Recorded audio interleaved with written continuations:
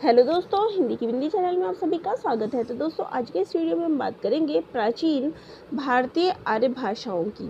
तो जैसे मैंने आप सभी को बताया था कि जो भारतीय आर्य भाषाएं हैं उनका विकास 3 चरणों में हुआ है। प्राचीन भारतीय आर्य भाषाएं, मध्यकालीन आर्य भाषाएं और फिर आधुनिक आर्य भाषाएं। तो आज जिस टॉपिक को हम सबसे पहले पढ़ेंगे वो है प्राचीन भारतीय आर्य भाषाएं। इसके अंतर्गत हम 2 चीज़ें पढ़ते हैं, वैदिक संस्कृत और लौकिक संस्कृत। वैदिक संस्कृत यानी कि वेदों में जो दी गई भाषाएं हैं वो, और लौकिक संस्कृत यानी लोक साहित्य से जुड़ी हुई भाषाएं। ठीक है, लोगों से जुड़ी हुई भाषाएं। तो चलिए, अब प्राचीन भारतीय आर्य भाषाएं क्या थी, क्या है, चलिए पढ़ते हैं। तो अधिकांश विद्वान इसका समय क्या मानते हैं, 1500 ईस्वी पूर्व के आसपास के काल को भारतीय आर्य भाषा का काल मानते हैं। तब से लेकर आज तक भारतीय आर्य भाषा की लगभग कितना समय बीत चुका है, तो 35 वर्षों की जो समय सीमा है वो हो चुकी है। अब इसका विकास जो है 3 भागों में माना जाता है, प्राचीन भारतीय आर्य भाषाएं, मध्यकालीन और आधुनिक आर्य भाषाएं। प्राचीन भारतीय आर्य भाषाओं का प्राचीनतम रूप, सबसे पुराना रूप कहाँ देखने को मिलता है, वेदों में। इस भाषा में रूपों की अधिकता तथा नियमितता की भारी कमी है। तो अलग अलग रूप जो आज हमें देखने को मिलते हैं उस समय जो है यहाँ ये भाषाओं में देखने को नहीं मिलता था। नियमितता भी नहीं थी, कोई नियम या रोज जो है वो नहीं होता था, एक नियमित अनुसार एक नियमित तरीका नहीं था। अनेक विद्वानों ने प्राचीन भारतीय आर्य भाषा का उद्भव काल महात्मा बुद्ध के जन्म से 1000 साल पहले माना है। तो इसमें जो है महात्मा बुद्ध से जुड़ी हुई उनकी शिक्षाएं, उनके साहित्य आदि को लिया जाता है। इस आधार पर भी प्राचीन भारतीय आर्य भाषा का आविर्भाव काल 1500 ईसा पूर्व के लगभग जो है माना जाता है, जो कि महात्मा बुद्ध का काल रहा है उसको माना जाता है। तो ये 2 भागों में बटा हुआ है, वैदिक संस्कृत और लौकिक संस्कृत। इसका समय है 1500 ईसा पूर्व से 1000 ईसा पूर्व, और लौकिक संस्कृत का है 1000 ईसा पूर्व से 500 ईसा पूर्व तक। अब बात करते हैं कि वैदिक संस्कृत क्या है। तो वैदिक संहिताओं का काले मोटे तौर पर 1500 ईसा पूर्व से 1000 ईस्वी पूर्व तक जो है इसका समय माना जाता है। इसे प्राचीन संस्कृत, तो इसको जो है अलग अलग भाषाओं में अलग अलग नामों से जाना जाता है वैदिक संस्कृत को। तो पहले कहा जाता है प्राचीन संस्कृत, फिर वैदिक संस्कृत और वैदिकी। तो इन सभी नामों से वैदिक संस्कृत को जाना जाता है। अब बात करें कि अब जब वेदों की बात हो रही है, वैदिक संस्कृत जिसमें वेदों की भाषाएं हैं, अब वेदों की संख्या कितनी है, तो वेदों की संख्या जो है 4 वेद हैं। कौन कौन से हैं, 4 है, तो ऋग्वेद, यजुर्वेद, सामवेद और अथर्ववेद, ये चारों हमारे वेद हैं। और यह ग्रंथ जो है किस भाषा में लिखा गया है, तो ये ग्रंथ जो है चारों ग्रंथ वैदिक संस्कृत में लिखा गया है। और इन ग्रंथों की भाषा को वैदिक संस्कृत कहा जाता है, और वहीं से ये भाषा जो है प्रचलित है। वैदिक संस्कृत का सबसे प्राचीनतम रूप अब बात करें तो वो कहाँ पे मिलता है, हमें ऋग्वेद में देखने को मिलता है। इसमें कुल 10 मंडल हैं। इसमें अगर प्रथम और दशम मंडल को छोड़ दें तो शेष मंडलों में संस्कृत का प्रयोग हुआ है। तो संस्कृत सभी भाषाओं की जननी है, और संस्कृत से ही सभी भाषाओं का जो विकास है वो हुआ है। तो यहाँ पे इसमें बात करें तो इसकी जो भाषाएं हैं वो क्या है, पहले और 10वें को छोड़ दें तो शेष में संस्कृत भाषा ही आपको मिलेगी। तो इसलिए इसमें को जो है प्राचीनतम आर्य भाषा माना जा सकता है। भारतीय आर्य भाषा का यह रूप ईरानी भाषा अवित्सका से सर्वाधिक समीप है। ऋग्वेद के मंडलों की भाषा पारसियों के धर्म ग्रंथ जैन अवस्था से मिलती है। तो ये कहाँ से मिलता है, पारसियों के धर्म ग्रंथ से मिलता है। पहले और 10वें मंडल की भाषा तनिक बाद की भाषा है, तो उसके बाद जो थोड़ा बहुत बदलाव आया था ना, तो उसमें इस भाषा को लिया गया है। चारों वेदों के अतिरिक्त, अब 4 वेद में तो आपने जान लिया कि चारों वेदों में क्या है, वैदिक भाषा जो है, वेदों की भाषा अपनाई गई है। लेकिन इसके अलावा भी जो ये वैदिक भाषाएं हैं, इसके अलावा जो ब्राह्मणों के द्वारा लिखे गए ग्रंथ थे उपनिषद आदि है, सभी में आपको वैदिक संस्कृत का प्रयोग जो है देखने को मिलता है। तो वैदिक साहित्य का सृजन जो है वैदिक संस्कृत से हुआ है। तो वैदिक साहित्य जितने भी लिखे गए हैं उन सभी का जन्म वैदिक संस्कृत से हुआ है। वैदिक संस्कृत को वैदिकी, वैदिक, छंद, छांदस आदि भी कहा जाता है। तो इनके अन्य नाम भी हैं। वैदिक साहित्य को 3 विभागों में बांटा गया है। तो वैदिक साहित्य को 3 भागों कौन कौन से हैं? संहिता, ब्राह्मण एवं उपनिषद। तो इन 3 में बांटा गया है। बात करें कि doctor Dhirendra Verma, doctor Uday Narayan Tiwari, doctor Kapil Dev Dwivedi प्रभृति विद्वानों ने वैदिक ध्वनियों की संख्या, अब वैदिक ध्वनियों की संख्या इन्होंने कितनी मानी है? तो 52 मानी है, जिसमें 13 स्वर और 39 व्यंजन है। जबकि डॉक्टर हरदेव बाहरी ने वैदिक स्वरों की संख्या जो है 14 मानी है। इन्होंने कितनी मानी है? 13 मानी है, जबकि हरदेव बाहरी ने 14 मानी है। वैदिक संस्कृति का जो विकास है अब उसको देख लेते हैं। तो सबसे पहले जो है वो वेदों की संस्कृत है। इसके बाद जो नाम आता है वो है ब्राह्मणों की संस्कृत, और इसके बाद आरण्यक ग्रंथों की जो है संस्कृत, और फिर उपनिषदों की संस्कृत। तो इस प्रकार से कुछ वैदिक संस्कृत का विकास है। तो सबसे पहले वेदों की संस्कृत, जो नाम है वही वेद। अब वेद कौन पढ़ेगा? ब्राह्मण पढ़ेंगे, तो ब्राह्मणों की संस्कृत।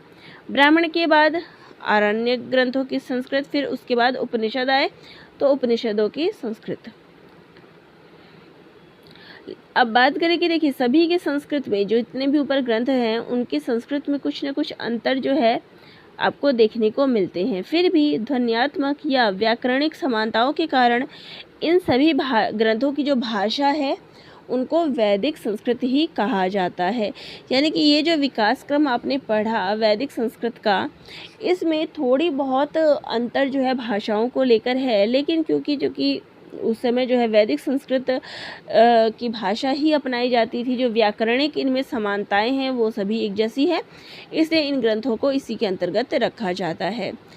अब बात करते हैं वैदिक संस्कृत के अंतर्गत क्या क्या चीज़ें आती है, क्या क्या इसकी विशेषताएं हैं। तो सबसे पहले ध्वनियों की बात करें तो वैदिक संस्कृत में कुल कितनी ध्वनियाँ हैं? तो इसमें कुल 52 ध्वनियाँ हैं। पहला है मूल स्वर, जिसको हर्ष स्वर कहा गया है। इसमें आते थे अ, ई, उ, री और री। इसके अलावा दीर्घ स्वर, जिसके अंतर्गत आ, ई, उ, री, दीर्घ, री ये आते थे। फिर उसके बाद मूल स्वर के बाद आता था संयुक्त स्वर, जिसमें ए, ऐ, ओ, औ आते थे। इसके बाद स्पर्श व्यंजन, जिसमें कंठ वाला आता था स्पर्श व्यंजन, जो हम बोलते हैं तो बोलते समय जो मुंह से स्पर्श होता है। तो क, ख, ग, घ, ड़, फिर तालव्य, च, छ, ज, ज, ञ, मूर्धन्य, ट, ठ, ड, ढ, ण, दंत्य, त, थ, द, न, ओष्ठ, प, फ, ब, भ, म। इसके बाद आता था अंतःस्थ व्यंजन, जिसमें य, र, ल, व है। इसके बाद ऊष्म व्यंजन, जिसमें श, स है, महाप्राण, ह, शुद्ध नासिक्य, जिसमें अनुस्वार आते हैं। फिर अघोष संघर्षी, जिसमें विसर्ग और जिह्वा मूल्य आते हैं। तो वैदिक संस्कृत की ध्वनियाँ जो है वो 2 भागों में बांटी गई है, स्वर और व्यंजन। स्वर 2 भागों में विभक्त हैं। तो यहाँ पे जो आपने ऊपर पढ़ा उसी का शॉर्ट यहाँ पे है कि वैदिक संस्कृत की जो भाषा है वो 2 भागों में बांटी गई है, स्वर और व्यंजन में। और जो स्वर है वो 2 भागों में विभक्त है, मूल स्वर और संयुक्त स्वर में। और व्यंजन जो है वो अनेक भागों में विभक्त है। तो यहाँ आप देख सकते हैं कि जो स्वर हैं कुल ध्वनियों की संख्या 12 है, और स्वर को जो है मूल स्वर और संयुक्त स्वर 2 भागों में बांटा गया है। वहीं पे व्यंजन जो है वो ग, घ, ड़, च ये सारे जो है व्यंजन जो है अलग अलग भागों में बांटे गए हैं। दूसरा है स्वराघात का महत्व। अब वैदिक संस्कृत की जो व्याकरणिक विशेषताएं हैं वो हम पढ़ रहे हैं। तो स्वराघात का क्या महत्व है? तो वैदिक संस्कृत में इसका विशेष महत्व है। वैदिक संस्कृत में 3 प्रकार के स्वराघात थे, उदात्त, अनुदात्त और स्वरित। अब इसमें क्या है? उदात्त, अनुदात्त तथा स्वरित का संबंध है ध्वनियों के आरोह अवरोह से। अब इन तीनों का संबंध क्या है? आरोह या अवरोह से। ऊपर यानी कि ऊंची उठती ध्वनियों को उदात्त, जो ऊपर ध्वनि जाएगी उसको कहेंगे उदात्त, नीचे गिरती हुई ध्वनियों को अनुदान और बीच की ध्वनियों को जो है वो स्वरित कहते हैं। वैदिक संस्कृत में उदात्त स्वराघात के लिए पूर्ण विराम का और अनुदात्त स्वराघात के लिए ये चिन्ह लगाया जाता था योजक का। तो स्वरित स्वघात के लिए सामान्य रूप में ही लिखा जाता है। तो ये जो है इसकी अलग अलग विशेषताएं हैं। स्वराघात का क्या महत्व था यहाँ आपने देख लिया। अब बात करते हैं इसके रूप रचना की। रूप रचना किस प्रकार हुई है? तो वैदिक संस्कृत में जो है 3 लिंग थे, पुल्लिंग, स्त्रीलिंग और नपुंसकलिंग। और इसके अलावा 3 वचन होते हैं, एक वचन, द्विवचन और बहुवचन। इसके अलावा कारकों की बात करें तो इसमें 8 कारक होते हैं। वैदिक संस्कृत में विशेषण हमेशा अपने विशेष्य के लिंग, वचन आदि के अनुसार ही प्रयुक्त होते थे। और लकारों की बात करें तो वैदिक संस्कृत में कुल 70 लकार थे। इसके अलावा समास, तो अब इसमें कौन कौन से समास प्रयोग होते थे?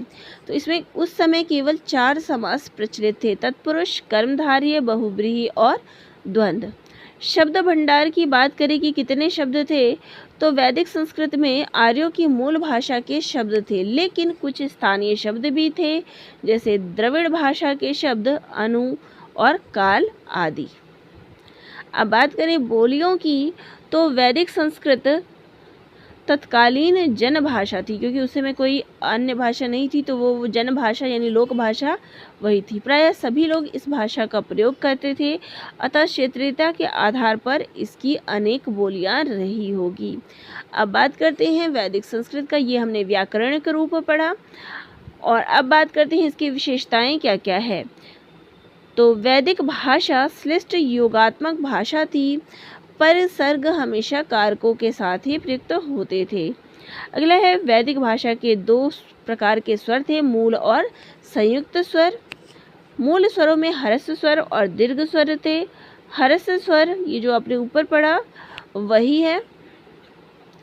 इस भाषा में वर्तमान व्यंजकों के साथ ल और लह व्यंजन भी थे। वैदिक संस्कृत में स्वराघात का विशेष महत्व था, तो ये मैंने आपको ऊपर ही पढ़ा दिया था। स्वराघात के कारण कहीं कहीं तो लिंग परिवर्तन भी हो जाता था। धातु रूपों में लट लकार का प्रयोग होता था, जो लौकिक संस्कृत में समाप्त हो गया था। संधि नियमों में भी शिथिलता थी। वैदिक संस्कृत में 3 लिंग थे और 3 वचन थे और 8 कारक थे। वैदिक संस्कृत में विशेषण अपने विशेष्य के, ये ऊपर जो पढ़ा था वही है। वैदिक संस्कृत में संगीतात्मक तथा बलात्मक दोनों प्रकार के बलाघात थे। तो ये जो है वैदिक संस्कृत की अपनी कुछ विशेषताएं थी, जो उन्हें भारतीय आर्य भाषाओं की मूल भाषा से पृथक करती है, और यही जो है आगे चलकर लौकिक संस्कृत में परिवर्तित हो गई। तो चलिए अब पढ़ते हैं लौकिक संस्कृत के बारे में। लौकिक संस्कृत क्या है? तो इसकी समय की बात करें तो 1000 ईसा पूर्व से 500 ईस्वी पूर्व तक। लौकिक संस्कृत का काल मोटे तौर पर 1000 ईसा से 500 ईसा पूर्व माना जाता है। इसे लौकिक संस्कृत के साथ साथ संस्कृत या क्लासिकल संस्कृत भी कहा जाता है। तो जैसे वैदिक संस्कृत के अनेक नाम आपने पढ़े, तो वैसे ही जो साधारण हम संस्कृत पढ़ते हैं तो वो संस्कृत इसको कहा जाता है, या फिर इसको क्लासिकल संस्कृत भी कहा जाता है। वैदिक काल की भाषा के भौगोलिक दृष्टि के 3 रूप थे, उत्तरी, मध्य देशी और पूर्वी। लेकिन जो लौकिक संस्कृत था इसका मूल आधार उत्तरी रूप से था। ये जो उत्तरी है वो मूल रूप से उत्तरी पर था, यद्यपि इस पर मध्य देशी तथा पूर्वी का भी प्रभाव इसमें देखने को मिला। लौकिक संस्कृत एक साहित्यिक भाषा थी, जिसे हम बोलचाल की भाषा नहीं कह सकते। तो जो ये लौकिक संस्कृत थी, ये बोलचाल की भाषा भी नहीं कही जा सकती, क्योंकि ये जो है एक साहित्यिक भाषा है। आज जिस भाषा को संस्कृत भाषा के नाम से जाना जाता है, यानी कि यही लौकिक संस्कृत आगे चलकर संस्कृत भाषा के नाम से जानी जाने लगी। पहले जहाँ प्राचीन काल में इसको लौकिक संस्कृत के नाम से जाना जाता था, और आज के संदर्भ की बात करें तो इसको हम संस्कृत के नाम से जानते हैं। और इस भाषा का प्रथम प्रमाणिक ग्रंथ वाल्मीकि कृत रामायण था। लगभग इसी समय पाणिनि कृत अष्टाध्यायी की रचना हुई। तो अभी आप यहाँ देख सकते हैं कि कौन कौन सी रचनाएं जो है उस समय में रची गई। इसमें पाणिनि ने शब्द रूपों, धातु रूपों तथा प्रत्ययों की विविधता को कम किया तथा काल, पुरुष, लिंग, वचन आदि के स्वच्छंद प्रयोगों को समाप्त किया। रामायण के पश्चात लौकिक संस्कृत का दूसरा महत्वपूर्ण ग्रंथ महाभारत माना जाता है। इन दो महाकाव्यों के अतिरिक्त कालिदास द्वारा रचित अभिज्ञान शाकुंतलम, मेघदूत, रघुवंश, कुमार संभव लौकिक संस्कृत की प्रमुख रचनाएं हैं। तो ये कुछ लौकिक संस्कृत के उदाहरण हैं। बाणभट्ट की कादंबरी, दंडे की दश कुमार चरितम भी प्रसिद्ध रचनाएं हैं, लौकिक संस्कृत का उदाहरण है। लौकिक संस्कृत प्राचीन भारतीय आर्य भाषा का वह रूप है जिसका पाणिनि की अष्टाध्यायी में विवेचन किया गया है, और वो जो है लौकिक संस्कृत कहलाता है। संस्कृत में 48 ध्वनियाँ ही शेष रह गई। वैदिक संस्कृत की 4 ध्वनियाँ ल, लह, जिह् मूल्य और उपमूल्य के लुप्त होने से लौकिक संस्कृत की 48 ध्वनियाँ ही शेष रह गई।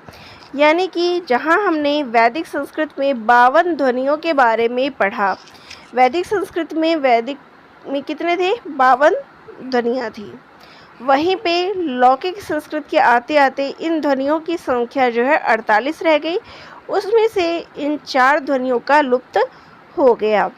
अब जानते हैं लौकिक संस्कृत की क्या क्या विशेषताएं रही है।